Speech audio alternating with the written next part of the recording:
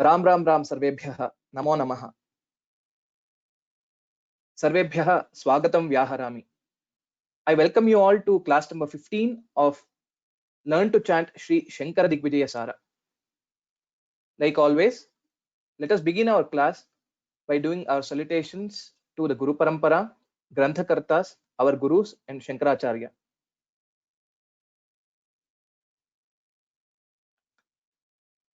Gurureva gatir gurumeva bhaje Gurunaiva sahasmi namo gurave न गुरोः परमं शिशुरस्मि गुरोः मतिरस्ति गुरौ मम पाहि गुरो आपादमौलिपर्यन्तं गुरूणामाकृतिं स्मरेत् तेन विघ्नाः प्रणश्यन्ति सिद्ध्यन्ति च मनोरथाः ध्यानमूलं गुरोर्मूर्तिः पूजामूलं गुरोः पदं मन्त्रमूलं गुरोर्वाक्यं मोक्षमूलं गुरोः कृपा शङ्कारूपेण मच्चित्तं पङ्कीकृतमभूद्यया किङ्करीयस्य सा माया शङ्कराचार्यमाश्रये. We had learnt till shloka number 102 in our previous class. We will continue from shloka 103. The words in this shloka are सौधाग्र संचन्न नभोवकाशं प्रविश्य तत्प्राप्य कवेः सकाशं विद्या विशेषात्त यशः प्रकाशं ददर्श तं Padmaja सन्निकाशम. Few sandhi points. Kaves sakasham, the visarga will change to half sakara, and here it will be yashaf prakasham. The upadhvaniya sound will have to be pronounced. So these are the two things which we'll have to keep in mind. And here the two shakaras are also there, sha and sha. Vidya vishesha, that's how the pronunciation will be. We can learn that now. Prithvi, please repeat after me.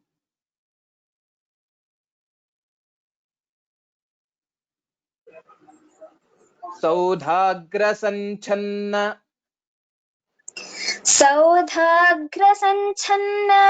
सौधाग्रसञ्छन्न नभोवकाशं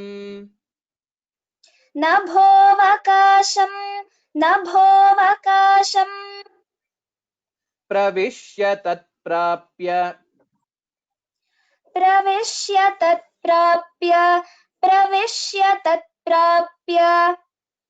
कवेः सकाशं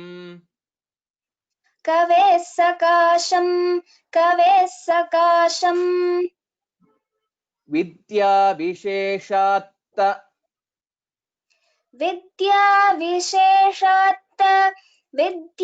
विशेषात्त यशः प्रकाशं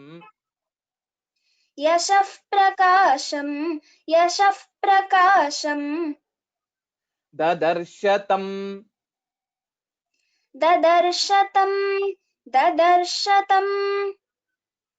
पद्मज सन्निकाशं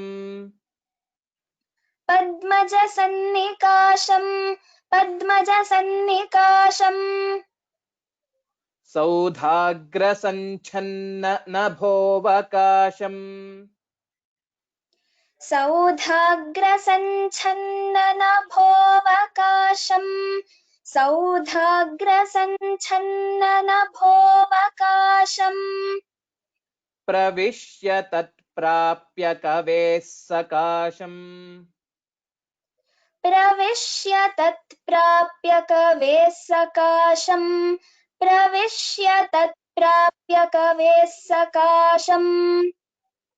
विद्या विशेषात्त यशः प्रकाशम्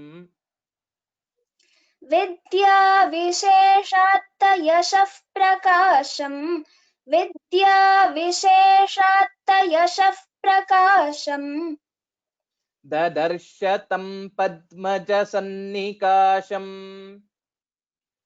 ददर्श तं पद्मजसन्निकाशम् ददर्श तं पद्मजसन्निकाशम् सौधाग्रसञ्छन्ननभोऽवकाशम्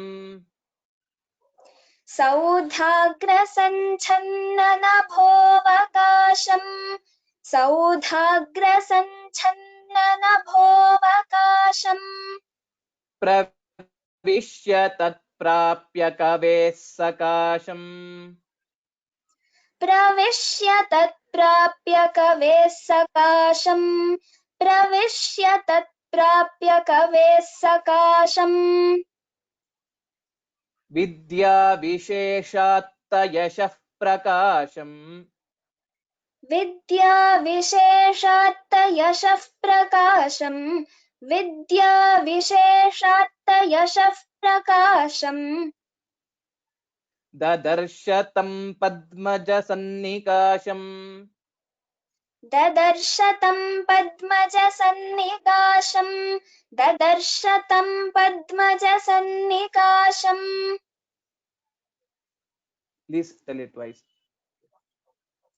सौधाग्रसञ्छन्ननभोऽवकाशम् प्रविश्य तत्प्राप्य कवेः सकाशम् विद्याविशेषात्तयशः प्रकाशम् ददर्श तं पद्मजसन्निकाशम्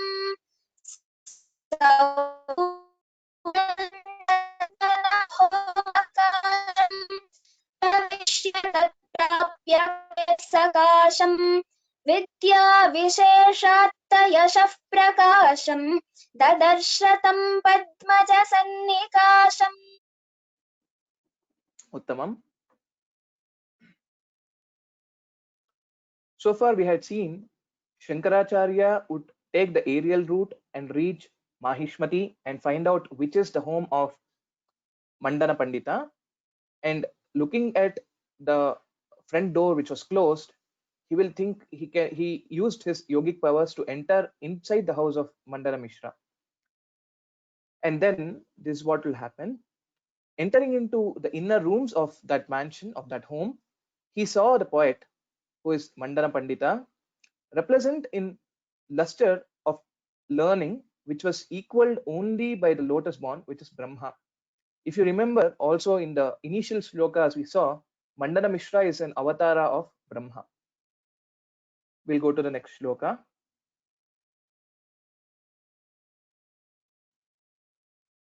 Tapo mahimnaiva, mahimna eva mahimnaiva, tapo nidhanam, sajaiminim, satyavati tanujam, yatha vidhi, shraddha vidhau nimantriya, तत्पाद पद्मानि avanejayantam. Tadpada padmanyavanejayantam. These are the words in this. Amogha, please repeat after me. Tapo mahimnaiva. Tapo mahimnaiva. Tapo mahimnaiva. Tapo nidhanam.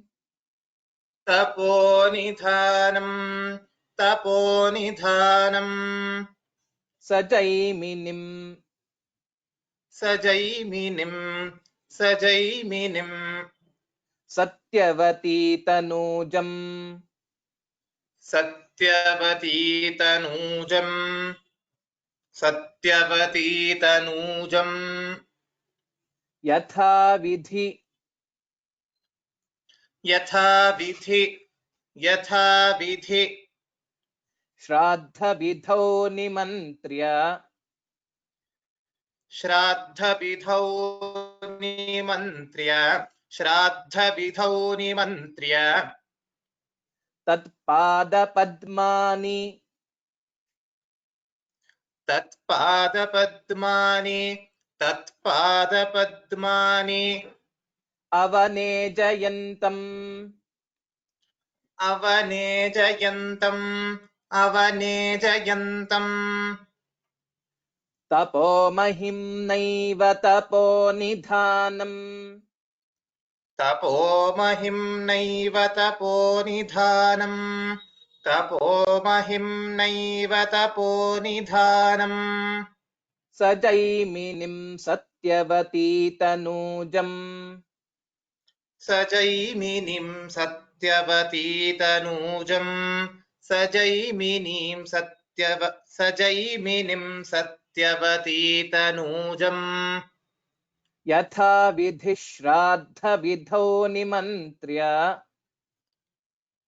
यथा विधिः श्राद्धविधौ निमन्त्र्य यथा विधिः श्राद्धविधौ निमन्त्र्य तत्पादपद्मान्यवनेजयन्तम् तत्पादपद्मान्यवनेजयन्तम् तत्पादपद्मान्यवनेजयन्तम् तपोमहिम्नैव तपोनिधानम् तपोमहिम्नैव तपोनिधानम् तपोमहिम्नैव तपोनिधानम् स जैमिनिं सत्यवती तनूजम् स जैमिनीं सत्यवतीतनूजम् स जैमिनीं सत्यवतीतनूजम् यथा विधि श्राद्धविधौ निमन्त्र्य यथा विधिः श्राद्धविधौ निमन्त्र्य यथा विधिः श्राद्धविधौ निमन्त्र्य तत्पादपद्मान्यवनेजयन् तत्पादपद्मान्यवनेजयन्तम् तत्पादपद्मान्यवनेजयन्तम् Please tell it twice. तपोमहिम्नैव तपोनिधानम् स जैमिनीं सत्यवतीतनूजम् यथा विधिः श्राद्धविधौ निमन्त्र्य तत्पादपद्मान्यवनेजयन्तम् तपोमहिम्नैव तपोनिधानम् स जैमिनीं सत्यवतीतनूजम् यथा विधिः श्राद्धविधौ निमन्त्र्य तत्पादपद्मान्यवनेजयन्तम् Uttamam. That epitome of tapa, that is tapo mahimnaiva tapo nidhanam, Mandana Mishra, by the glory of his tapa, was able to invite Jaimini and Satyavati's son Vyasa, for a duly performed shraddha. He was washing their lotus-like feet. In Dharma Shastra, it is said that for the shraddha karma, you need to invite the Shrestha Brahmanas, and none other than, or there can be no one else who is much more qualified than Jaimini and Vyasa. So that was his power of tapa, power of Mandana Mishra's tapa. This is what Shankaracharya would see there. The next shloka. Athopasamsprishya jalam sa shantah sasambhramam mandana panditopi vyasajñaya shastra vidarchayitva nyamantrayat bhaikshakrite maharshim. A few sandhi points that probably okay, there are no much changes. Prithvi, please repeat after me. Athopasamsprishya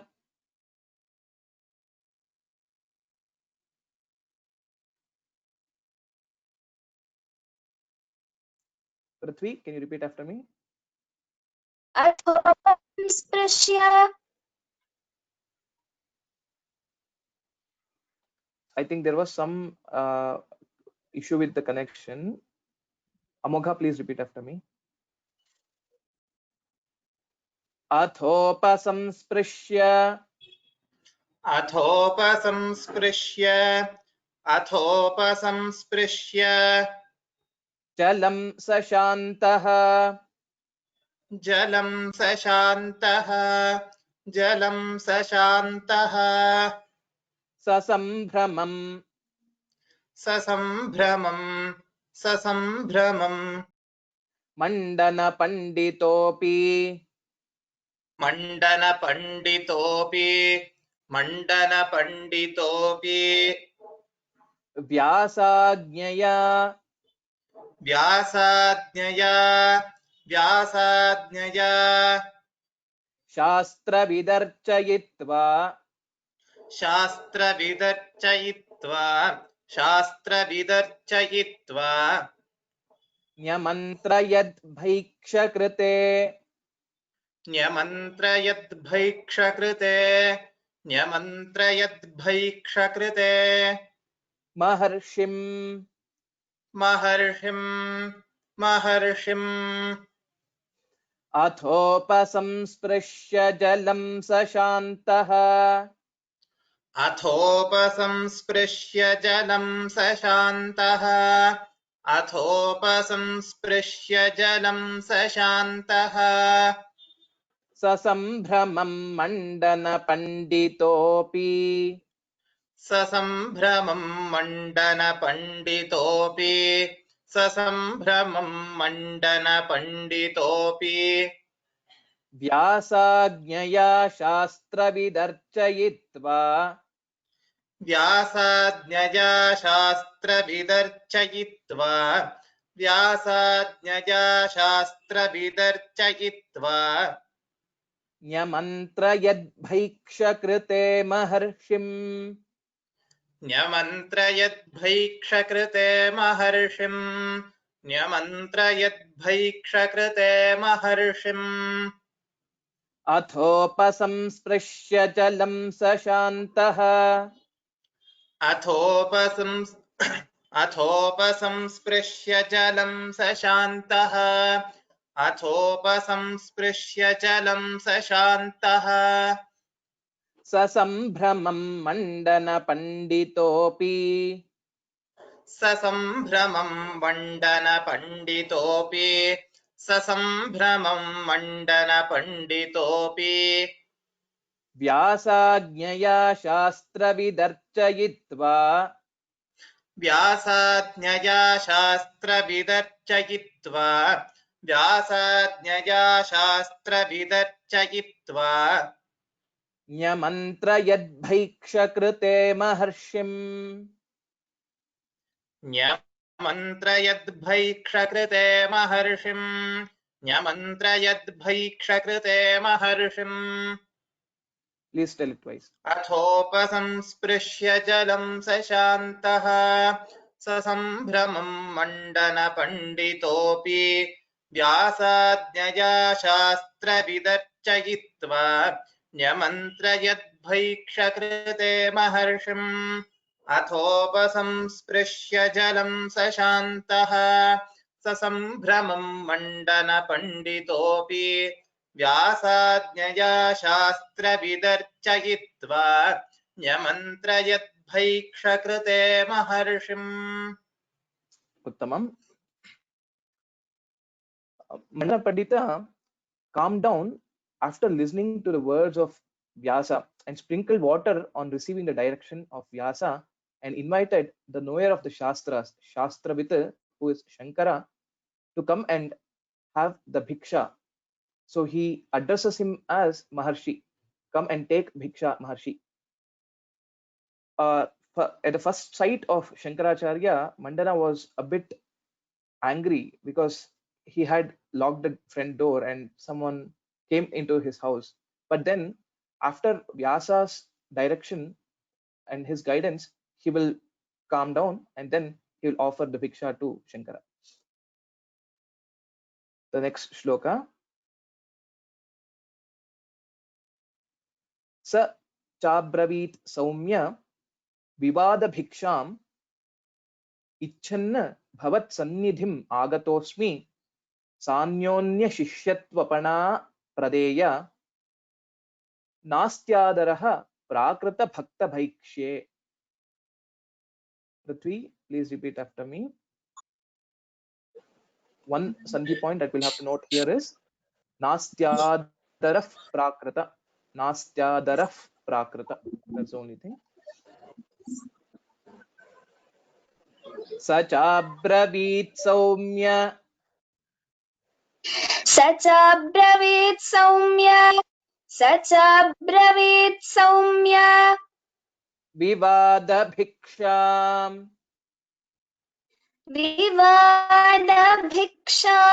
विवादभिक्षाम् इच्छन् भवत्सन्निधिम्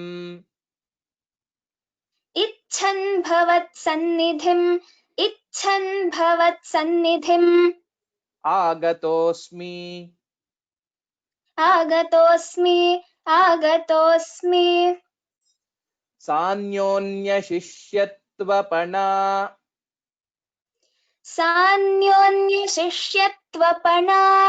सान्योन्यशिष्यत्वपणा प्रदेया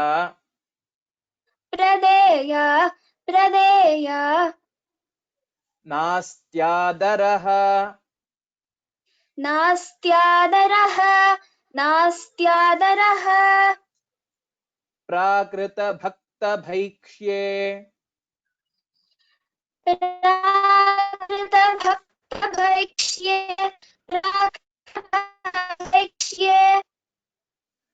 Can you please repeat it again? प्राकृतभक्तभैक्ष्ये स चाब्रवीत् सौम्यविवादभिक्षाम्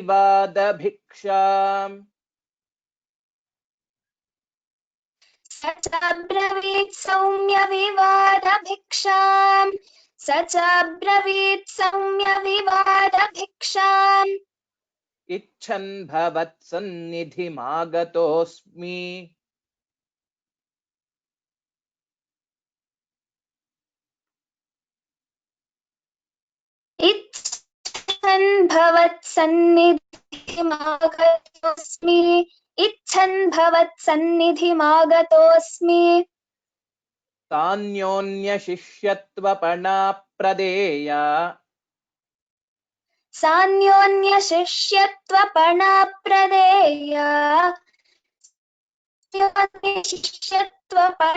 प्रदेया नास्त्यादरः प्राकृतभक्तभैक्ष्ये नास्त्यादरः प्राकृतभक्तभैक्ष्ये स चाब्रवीत् सौम्यविवादभिक्षाम्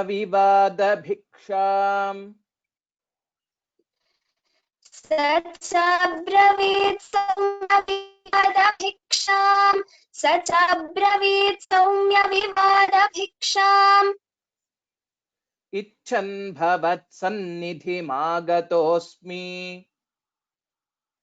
इच्छन् भवत्सन्निधिमागतोऽस्मि Can you please repeat it again? There was some disturbance in your voice. क्षम्यताम् इच्छन् भवत्सन्निधिमागतोऽस्मि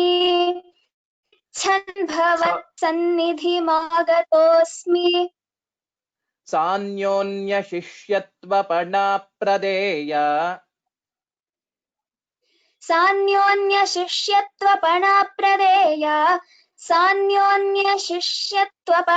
प्रदेया नास्त्यादरः प्राकृतभक्तभैक्ष्ये नास्त्यादरः प्राकृतभक्तभैक्ष्ये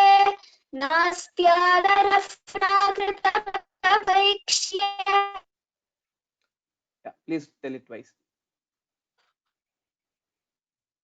स चाब्रवीत् सौम्यविवादभिक्षाम् इच्छन् भवत्सन्निधिमागतोऽस्मि सान्योन्यशिष्यत्वपणा प्रदेया नास्त्यादरः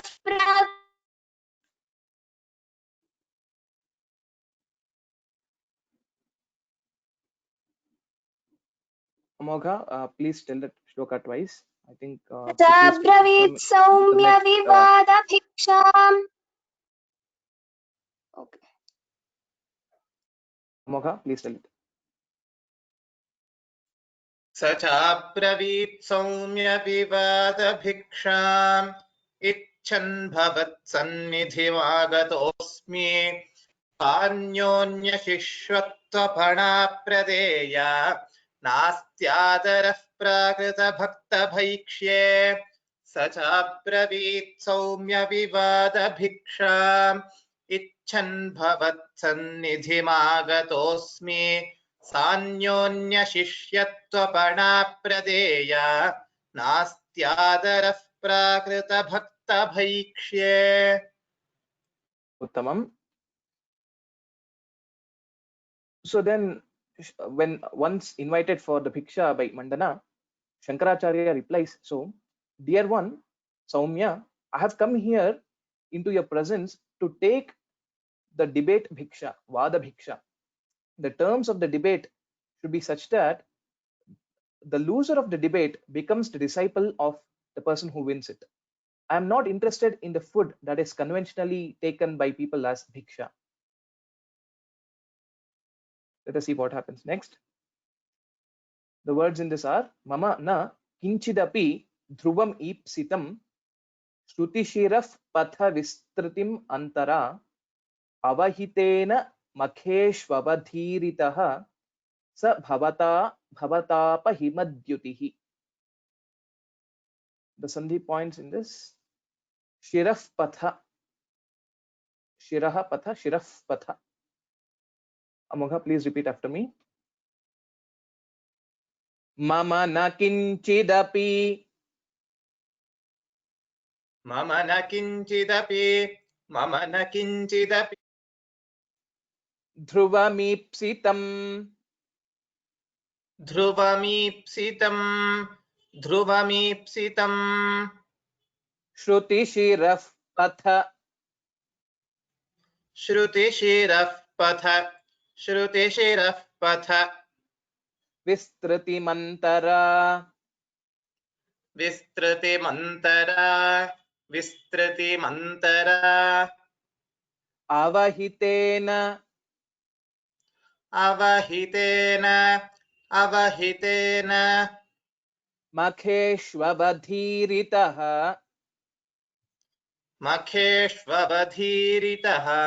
मखेष्ववधीरितः sabhavata सभवता bhavatapahimadyutihi भवतापहिमद्युतिः mama na kinchidapi dhruvamipsitam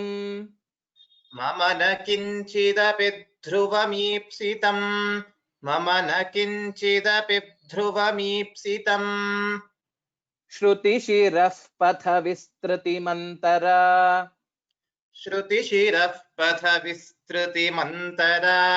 श्रुतिशिरः पथ विस्तृतिमन्तरा avahitena makheshvavadhiritaha अवहितेन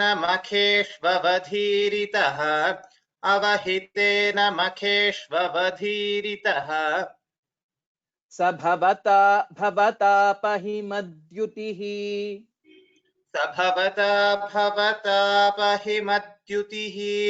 भवतापहिमद्युतिः mama na kinchidapi dhruvamipsitam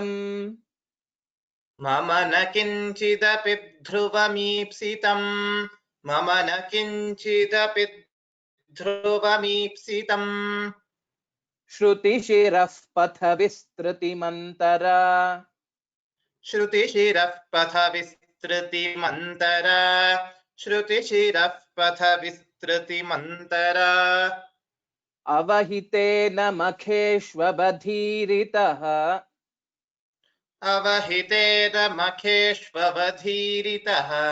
अवहितेन मखेष्ववधीरितः sabhavata bhavatapahimadyutihi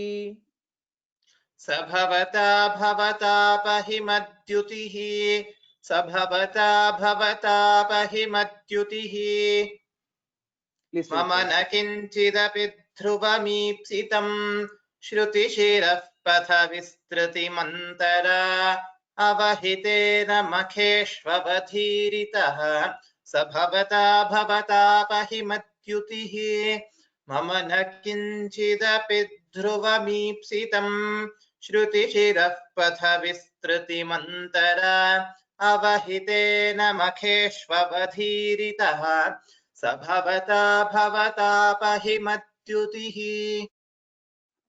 Uttamam. So Shankara continues telling, I have no desire but to establish the path of the highest meaning of Shruti in full, that is the Vedanta. In your zeal to practice the sacrifices, you disrespected the Lord of sacrifice who is resplendent with the moon, that is the Shiva. The next shloka. Jagati samprati tam prathayamyaham samabhibhuya samasta vivadinam tvamapi samshraya me matam uttamam vivada va vada vasmi jitastviti. Prithvi, please repeat after me. Jagati samprati जगति सम्प्रति tam prathayamyaham तं प्रथयाम्यहं samabhibhuya समभिभूय samasta vivadinam समस्तविवादिनं tvamapi samshraya त्वमपि संश्रय me matamuttamam मे मतमुत्तमम् vivada va vada विवदवावद vasmi jitastviti. वास्मि जितस्त्विति Jagati sampratitam prathayamyaham जगति सम्प्रतितं प्रथयाम्यहम् samabhibhuya samasta vivadinam समभिभूय समस्तविवादिनं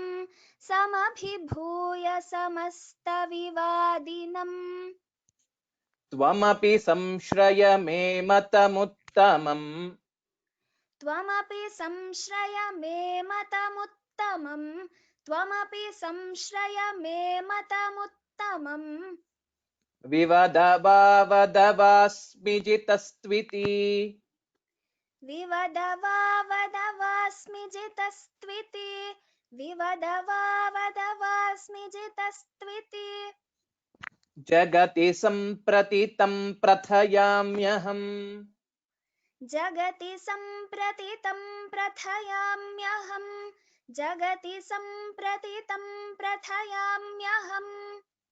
samabhibhuya samasta vivadinam समभिभूय समस्तविवादिनं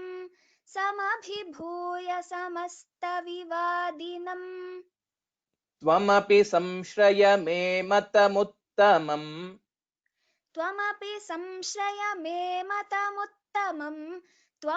संश्रय मे मतमुत्तमम् vivada va vada vasmi jitastviti. विवदवावद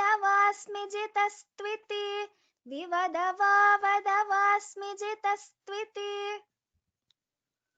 जगति Repeat it. सम्प्रतितं प्रथयाम्यहम् समभिभूय समस्तविवादिनं त्वमपि संश्रय मे मतमुत्तमम् विवदवावद वास्मि जितस्त्विति जगति सम्प्रतितं प्रथयाम्यहम् समभिभूय समस्तविवादिनं त्वमपि संश्रयमे मतमुत्तमं विवद वा वद वास्मि जितस्त्विति.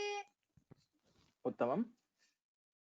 He continues saying, I shall overthrow anyone in this world who opposes it. He's referring to the Vedanta Shastra, which is propounded or propagated by Shankaracharya. You too should accept this highest philosophy. Debate me, Vivada, or if you decline to debate against me, consider yourself as defeated. Either debate or accept that you have failed. So this is what Acharya would say. The next shloka. Iti yati pravarasya nishamya tat vachanam arthavat agata vismayah paribhavena navena mahayashaha sa nijagau nijagauravam asthitaha. These are the words.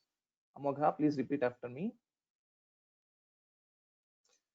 Iti yati pravarasya इति यति प्रवरस्य इति यति प्रवरस्य nishamya tad निशम्य तत् vachanamarthavat वचनमर्थवत् agata vismayah आगत विस्मयः paribhavena navena परिभवेन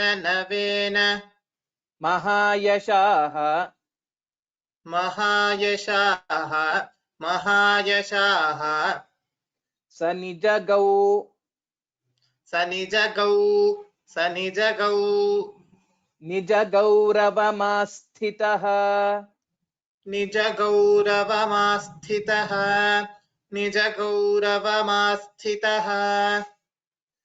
iti yati pravarasya nishamya tat इति यति प्रवरस्य निशम्य तत् vachanamarthavadagata vismayah वचनमर्थवदागत विस्मयः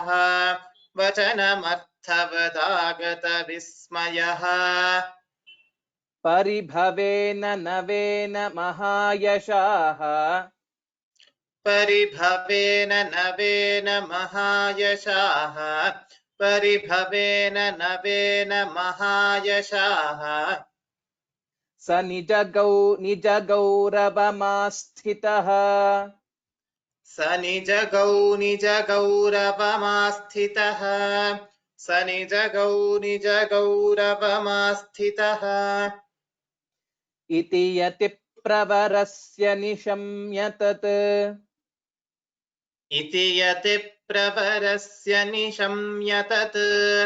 इति यति प्रवरस्य निशम्य तत् vachanamarthavadagata vismayah वचनमर्थवदागत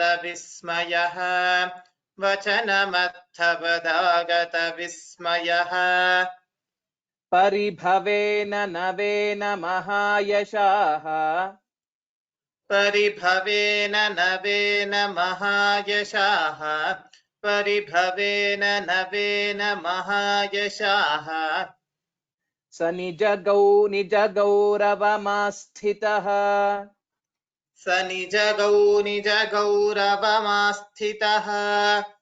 निजगौरवमास्थितः इति यति प्रवरस्य निशम्य तद्वचनमर्थवदागत विस्मयः परिभवेन नवेन महायशाः स निजगौरवमास्थितः इति यति प्रवरस्य निशम्य तद्वचनमर्थवदागत विस्मयः परिभवेन नवेन महायशाः स निजगौ निजगौरवमास्थितः. Uttamam. One point to note here. So we can also stop at this point. Nishamya tat. So and in that case it will become takara only. Tat vachanamarthavadagata vismayah. Otherwise we can join these two and then it will become tadvachanam arthavat. The way Amogha told the whole shloka last two times. So that is, he took these two words together. But there is no samasa here. So this hyphen is actually not required. So if there is a samasa, then it becomes tadvachana. Otherwise, we can actually stop at tat and then vachanam arthavat. So both ways also we can tell this. So said the best among the ascetics or the sannyasis, Shankara, hearing these words filled with deep meaning, Mandana Mishra was astonished at this new insult to his honor, but answered without giving up his pride. In the last three shlokas, if you see the Kavi here, the Madhava or the Vidyaranya has used the words which are so rhyming together. Nijagau Nijagaurava Masthitaha. Similarly, Paribhavena Navena. So this way, the Alankara is used very well. Here as well, Vivada Vavada. The same letters are there in the next consecutive words, but giving different meaning. Again, in the previous shloka, in 107 shloka as well, Bhavata Bhavatapa Himadyutihi. Bhavata is there again Bhavatapa. So this kind of kavitva we can actually see in his work, and especially in this particular adhyaya or sarga. We'll go to the next shloka.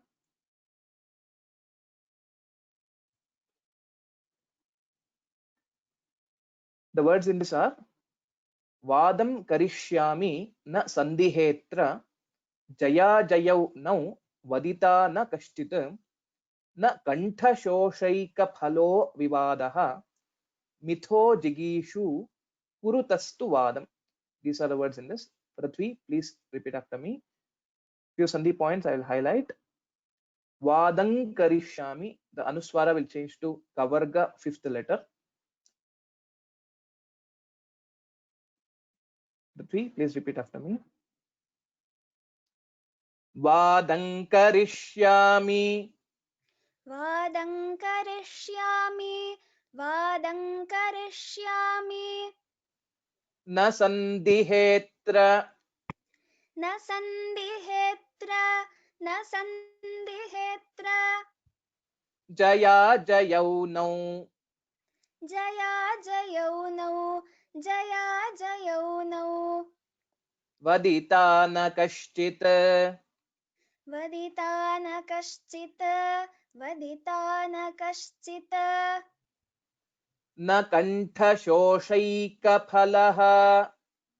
न कण्ठशोषैकफलः न कण्ठशोषैकफलः विवादः.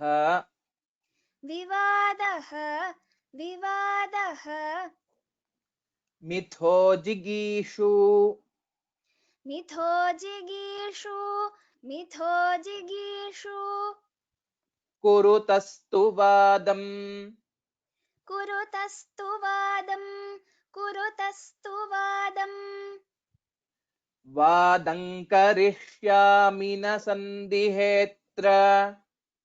वादं करिष्यामि न सन्दिहेत्र वादं करिष्यामि न सन्दिहेत्र जया जयौ नौ वदिता न कश्चित्.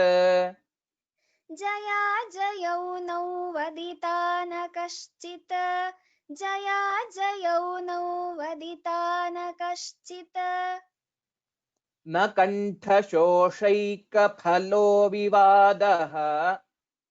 न कण्ठशोषैकफलो विवादः न कण्ठशोषैकफलो विवादः मिथो जिगीषु कुरुतस्तु वादम्.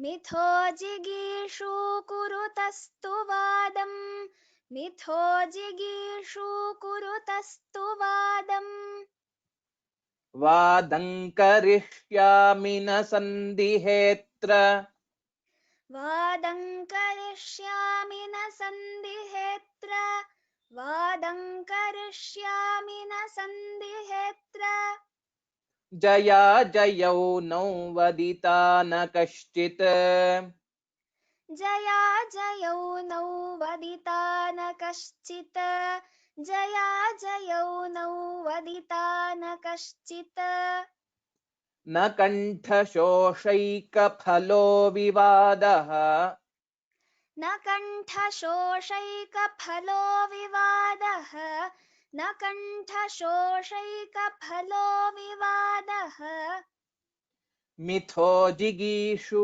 कुरुतस्तु वादम् मिथो जिगीषु कुरुतस्तु वादम् मिथो जिगीषु कुरुतस्तु वादम् Please tell it वादं करिष्यामि न सन्दिहेऽत्र जया जयौ नौ वदिता न कश्चित् न कण्ठशोषैकफलो विवादः मिथो जिगीषु कुरुतस्तु वादम् वादं करिष्यामि न सन्दिहेऽत्र जया जयौ नौ वदिता न कश्चित् न कण्ठशोषैकफलो विवादः मिथो जिगीषु कुरुतस्तु वादम् Uttamam. So, listening to the words of Shankaracharya, Mandana Mishra will say, I shall debate, but there is no one amongst us who can pronounce the winner or the loser. This debate should not be for the purpose of tiring the throat. Kantha shoshaika phalaha vivadaha na. So we are both taking part in order to win. The next shloka. Tatheti sukte smita shankarena bhavishyate vadakatha shva eva tat sakshibhavam vrajatam munindrau ityarthayat badara jaimini saha. These are the words. Amogha, please repeat after me. The sandhi points here, bhavam vrajatam. So here we'll have to tell the vakara anuswara, the anunasika vakara, bhavam vrajatam. So that is one thing. Tatheti sukte तथेति सूक्ते smita shankarena स्मितशङ्करेण bhavishyate vadakatha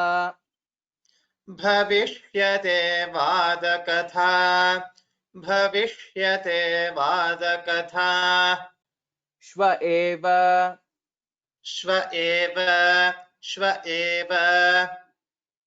tatsakshi bhavam तत्साक्षिभावम् व्रजतं मुनीन्द्रौ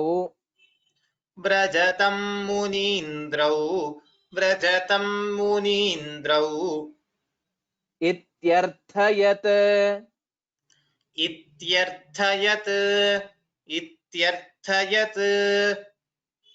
बादरजैमिनी सह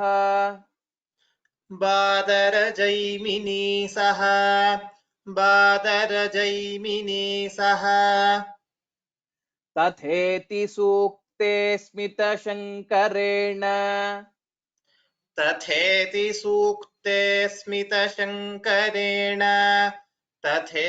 सूक्ते स्मितशङ्करेण भविष्यते वादकथाश्व एव भविष्यते वादकथाश्व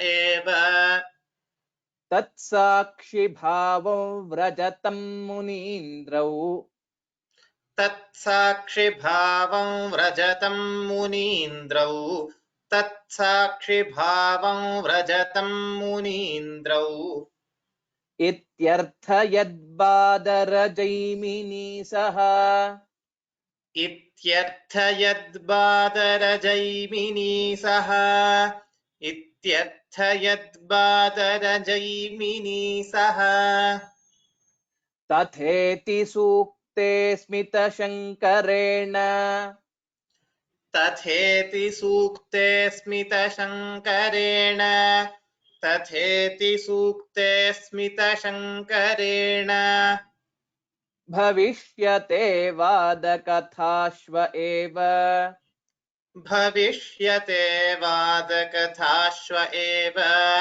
भविष्यते वादकथाश्व एव तत्साक्षिभावौ व्रजतं मुनीन्द्रौ तत्साक्षिभावं व्रजतं मुनीन्द्रौ तत्साक्षिभावं व्रजतं मुनीन्द्रौ इत्यर्थ यद्बादरजैमिनी सह इत्यर्थ यद्बादरजैमिनी सह इत्यर्थ यद्बादरजैमिनी सह तथेति सूक्ते स्मितशङ्करेण भविष्यते वादकथाश्व एव तत्साक्षिभावं व्रजतं मुनीन्द्रौ इत्यर्थ यद्बादरजैमिनी सह तथेति सूक्ते स्मितशङ्करेण भविष्यते वादकथाश्व एव तत्साक्षिभावं व्रजतं मुनीन्द्रौ इत्यर्थ यद्बादरजैमिनी सह उत्तमम्. Hearing these well-spoken words, Shankara smiled and accepted it. Mandana politely said to Badarayana, Vyasa, and Jaimini, "The debate shall take place tomorrow. O lords of the sages, please, will you take the position of observers or to judge who would be the winner?"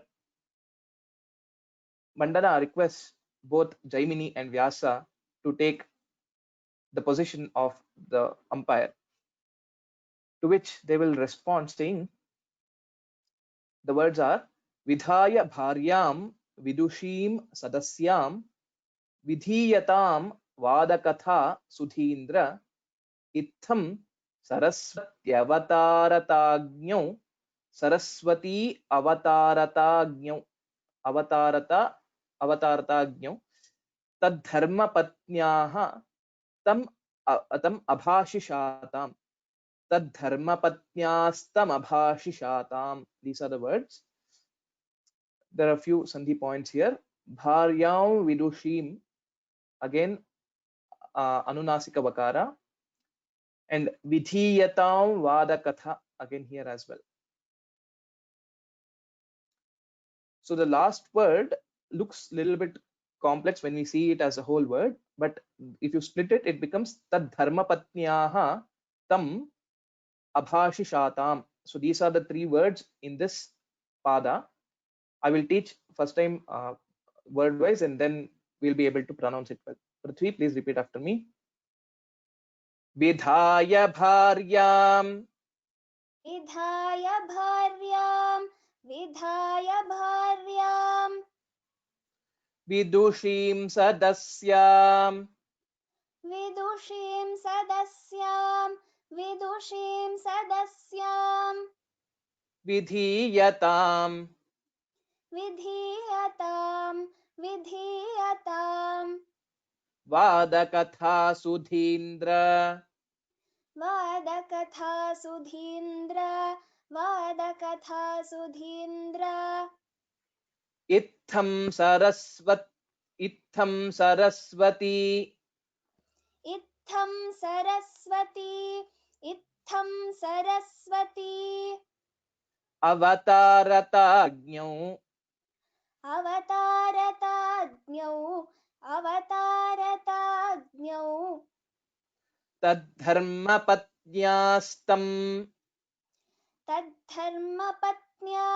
तद्धर्मपत्न्यास्तम् अभाषिषाताम्. अभाषिषाताम्.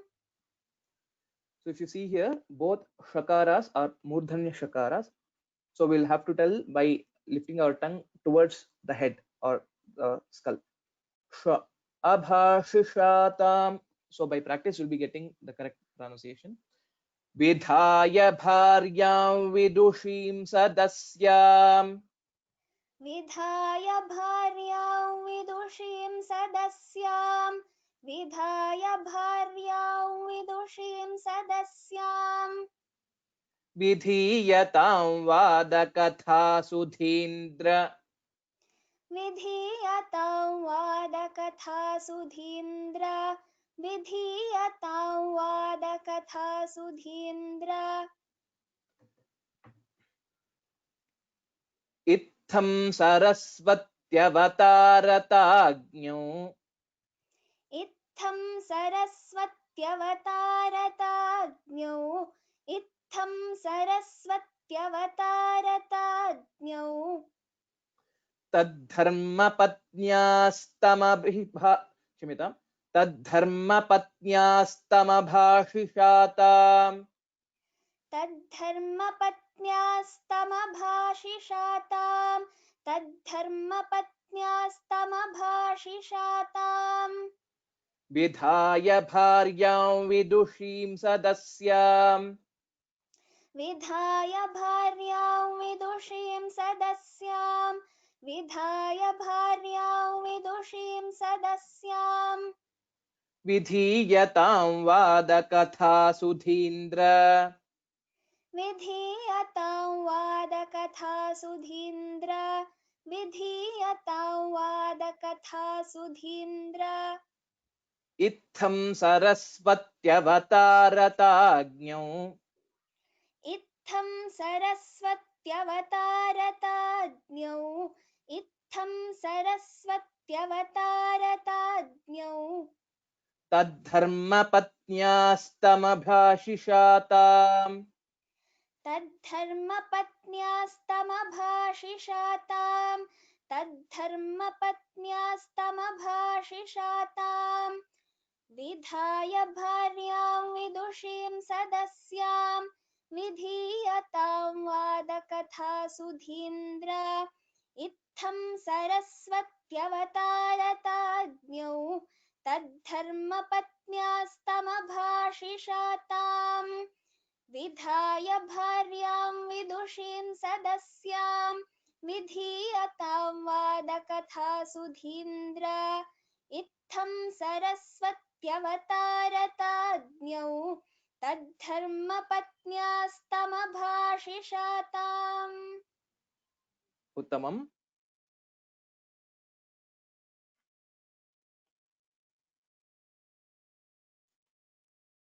So to these words which was spoken by Mandana, Jaimini and Vyasa would reply, your wife is learned. Let her conduct the debate, O Lord of the intelligent. Knowing that Saraswati had incarnated for the purpose of being his wife. Mandana is incarnation of Brahma and his wife Ubhaya Bharati is Saraswati, which is as mentioned in the earlier shlokas, the 17 and 18 shlokas of this grantha. So they knew about her avatara and they suggested Mandana to make her the judge for the Vada. With this, we shall end today's learning. I will lower everyone's hands. So I request all the students to raise your hands once I complete the revision of all the shlokas taught today. I will give chance to all the students to revise.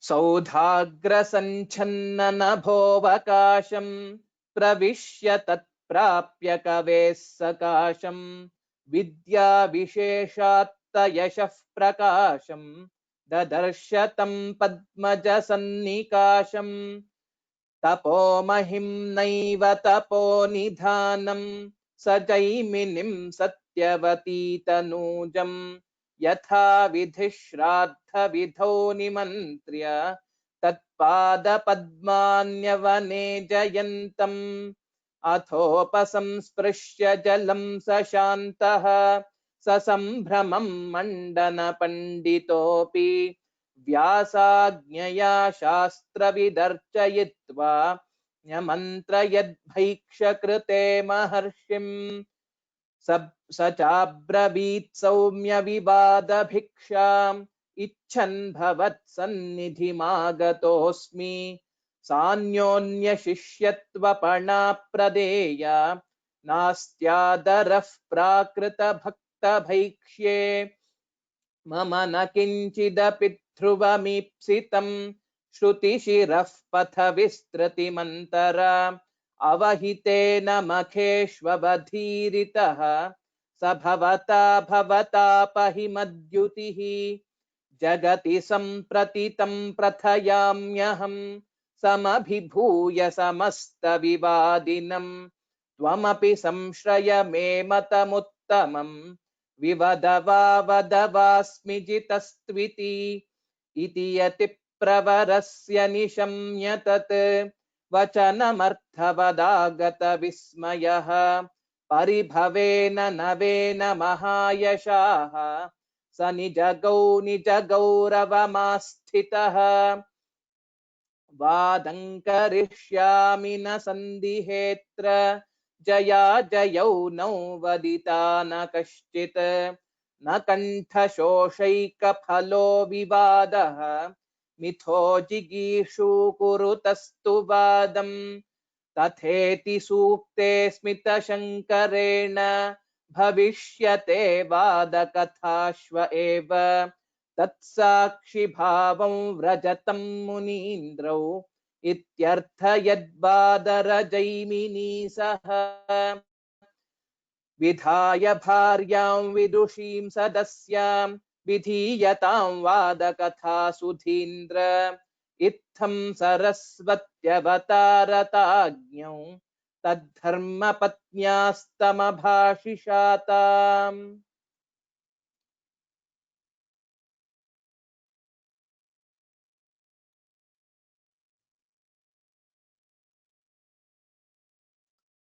I'll start calling out the names.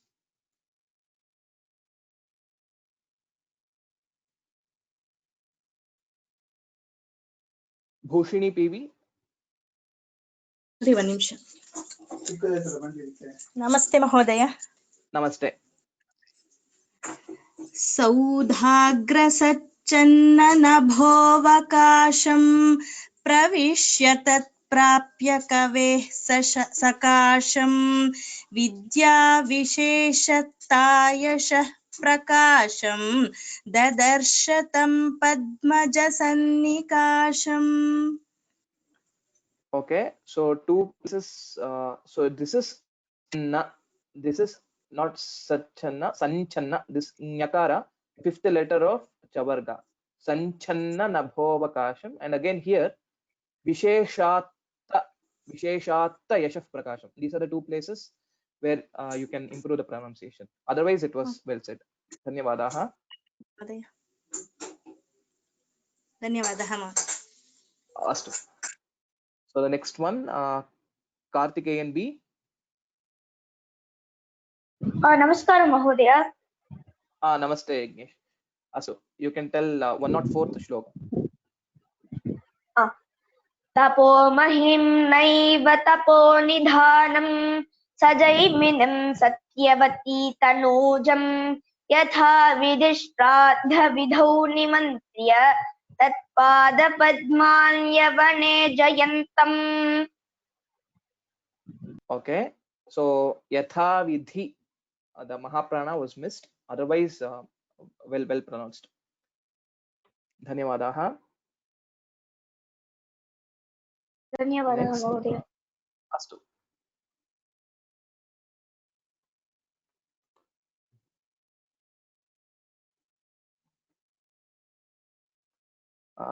Next, Lakshmi Bhushan.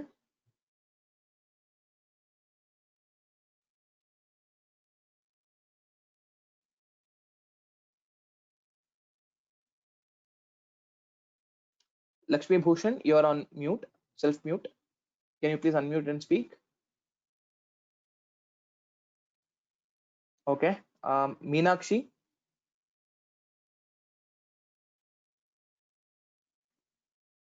Yes, you may please recite this. Meenakshi. Meenakshi Vaikallathur.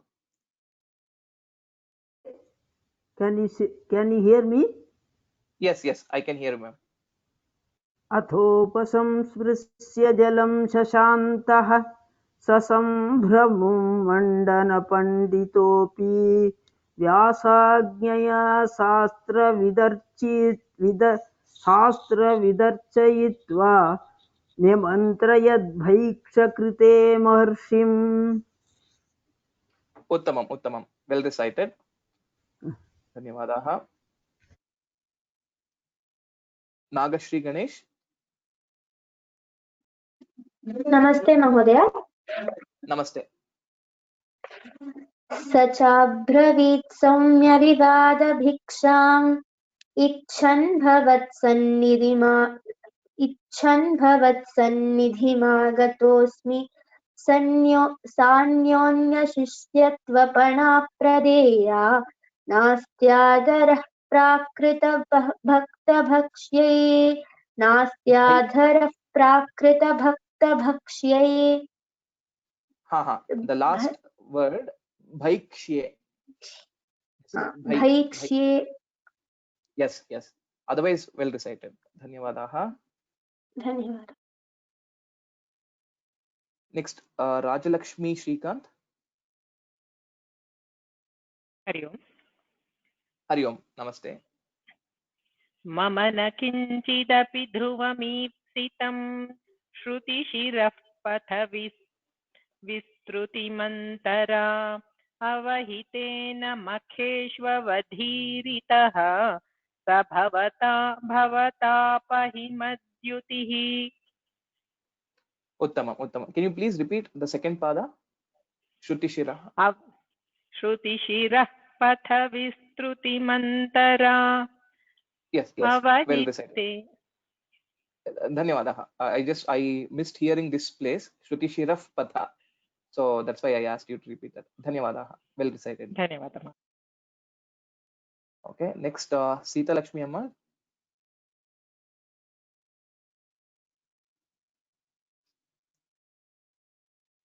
Sita Lakshmi Amal Mahabhage, you are on self mute.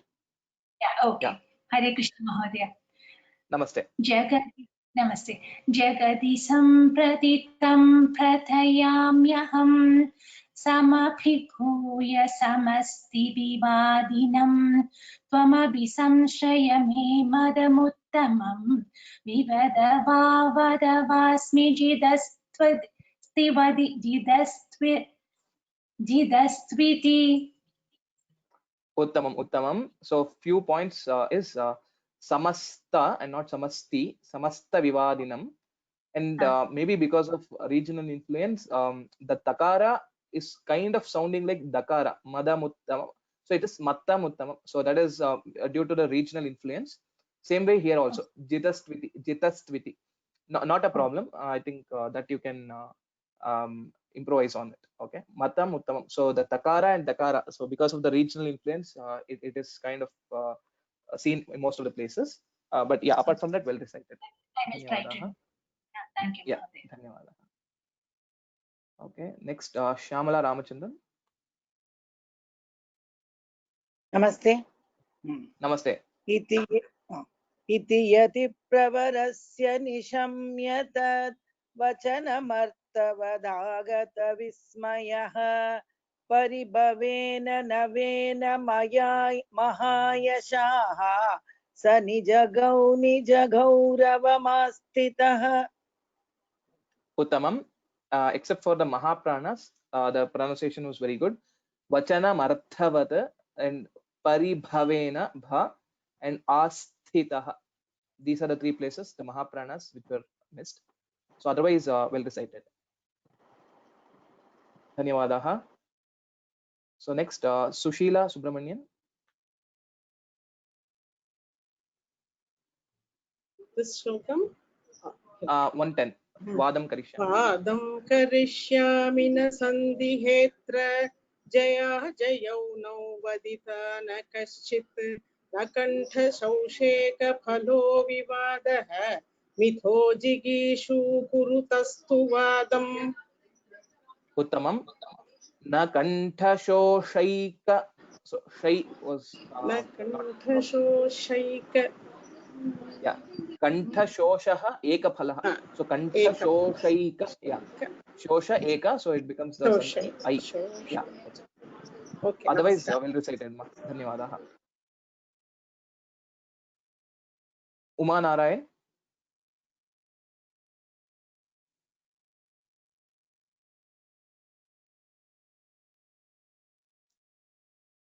Uma Narayan Narayanan you are on mute self mute yes Ram Ram ram ram ram तथेति सूक्ते स्मितशङ्करेण भविष्यते वादकथास्वयेव तत्साक्षिभावं व्रजतं मुनीन्द्रौ इत्यर्थयत् बादरजैमिनी सह very well recited so only one slight change was here shva that it sounded somewhere between sa and shwa so that shwa was not completely pronounced shakara so apart from that very well recited dhanyavadah Uma Maheshwari Ram Ram महोदय ram Ram Ram yes विधाय भार्यौ विदुषीं सदस्या विधीयतां वाक्कथा सुधीन्द्रः वित्तं सरस्वत्यवतारताज्ञौ तद्धर्मपत्न्यास्तमभाषिषा शाताम् uttamam so vadakatha I couldn't hear it correctly and Sudhindra it is a sambodhana they are telling oh Sudhindra oh learned man so that's how it is and there's no visarga here Sudhindra so these are the two places where you could probably improve otherwise it was well recited dhanyavadah next we will go in the reverse order from shloka 112 onwards Chakradhar enna नमस्कार महोदयः namaste विधाय भार्यां विदुषीं सदस्यां विधीयतां वादकथा सुधीन्द्र इत्थं सरस्वत्यवतारताज्ञौ तद्धर्मपत्न्यास्तमभाषिषाताम् uttamam very well recited even the bharyam vidushim etc the anunasika vakaras even the previous student also recited it well so even Uma Maheshwari I guess yeah so that well recited dhanyavadah next Bhanu Vijay 111th shloka okay I don't see her raising hand okay Mohana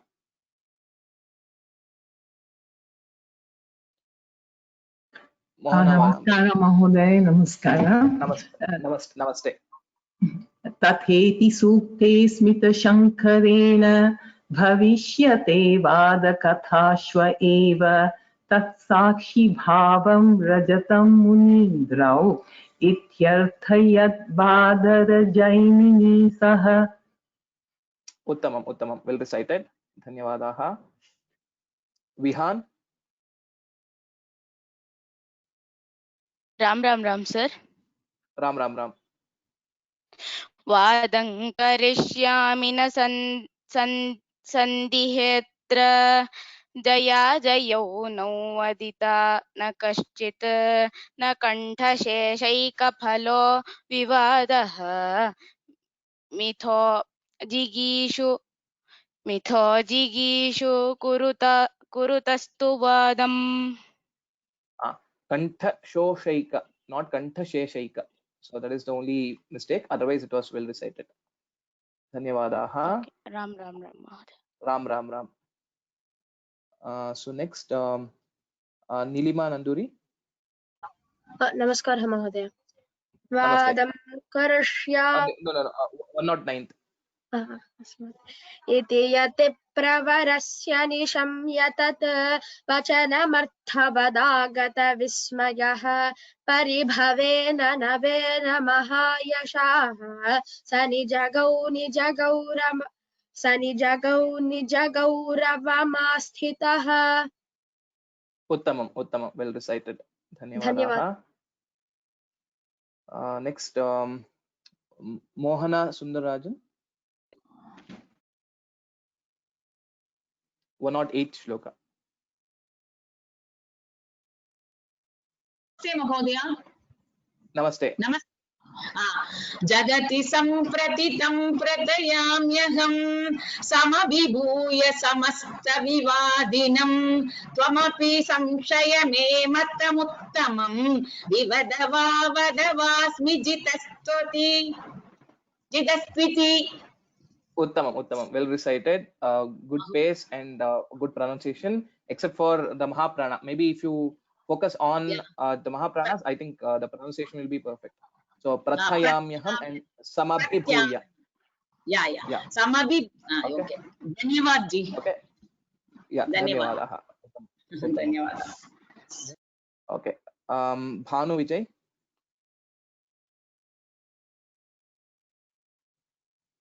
You're on self-mute. Bhanu Vijay, you're on self-mute. If you can hear, please unmute and you can tell the shloka.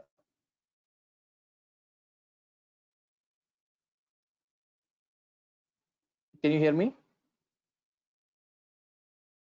Okay. Lakshmi Bhushan.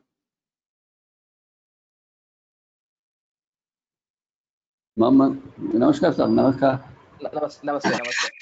Mama na kinjidapi dhruvamit mipsitam srutisira pada vistruti mantara avahitena mukeshva vadhiritaha sabhavata bhavata bahimatyudihi.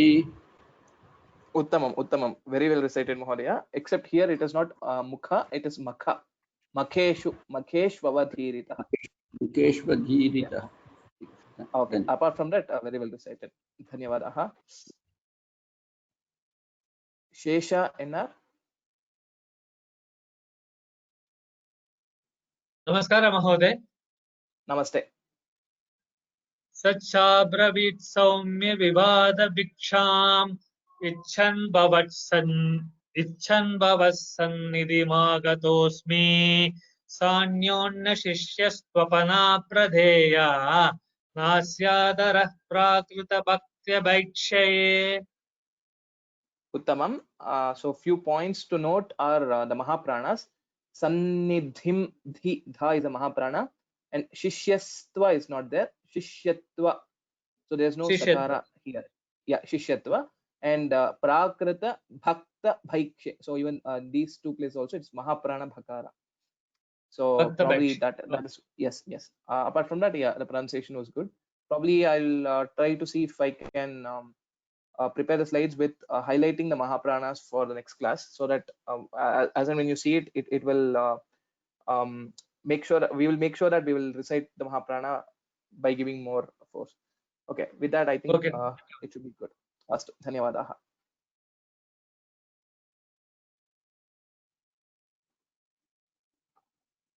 Okay, then I think so we can conclude today's class. Ram Sarvebhyaha. Dhanyavadaha. Bhavashankara Deshika Me Sharanam. Ram. Let us meet again on next Wednesday at 7:30. If you have any questions, doubts, etc., please write an email to raghu.vyoma@gmail.com. I'll upload the course materials and the recordings, etc., on our webpage, course page. Also, if you subscribe to our YouTube channel, Vyoma Samskrita Pathshala, once we upload the video of the class, you will get a notification and you can start revising it. So because to update on the course page, it may take some more time. So once the video is available on YouTube, you will be able to follow it. Ram Sarvebhyaha.